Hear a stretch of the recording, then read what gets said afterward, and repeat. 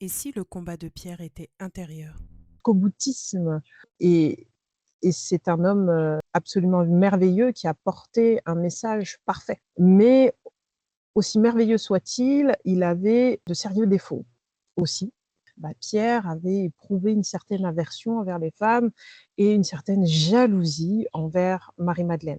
Pierre ajouta: «Est-il possible que le maître se soit entretenu ainsi avec une femme sur des secrets que nous ignorons?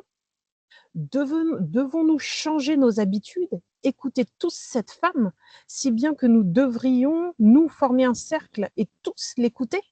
L'a-t-il vraiment choisi et préféré à nous?» Je ne sais pas si vous imaginez, hein. C'est comme là, je vous dis, le Seigneur m'a transmis quelque chose et puis il y a quelqu'un qui dit ça, pas très agréable. Enfin, moi, je serais à la place de Marie-Madeleine, je ne serais pas très content. Vous allez voir que c'est ce qui s'est passé d'ailleurs après. Pierre se plaint de Marie. Pierre s'avance et dit à Jésus: «Mon Seigneur, nous ne supportons pas cette femme, car elle nous enlève l'occasion et ne nous a pas permis de parler à aucun de nous, car elle parle très souvent.» Donc il se plaint en fait que Marie soit bonne élève. Imaginez, ils sont en cercle devant notre Seigneur Jésus-Christ. Jésus-Christ pose des questions, essaye d'aller un peu plus en profondeur, dans des choses cachées, expliquer certaines métaphores, et Marie-Madeleine comprend tout, elle saisit tout. Et Pierre, il est agacé. Simon-Pierre a une parole encore plus dure.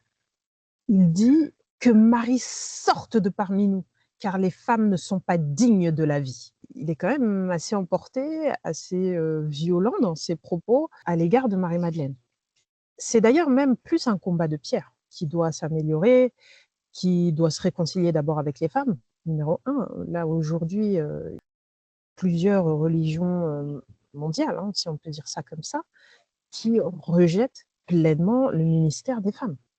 Vraiment, c'est quand je vous dis que ce sont des archétypes, que ce sont des hommes ou des femmes avec leurs qualités, leurs défauts, qui sont hautement finalement prophétiques. Enfin, on le voit aujourd'hui, et donc vous avez des religions, peu importe, des religions chrétiennes, des religions musulmanes, même si vous allez dans d'autres religions, il y a de grandes lignées comme ça qui ne supportent pas le ministère, la parole des femmes, ou qui ne sont pas d'accord, tout simplement, parce que supporter, c'est peut-être un peu fort comme terme, mais qui ne sont pas d'accord avec le ministère des femmes.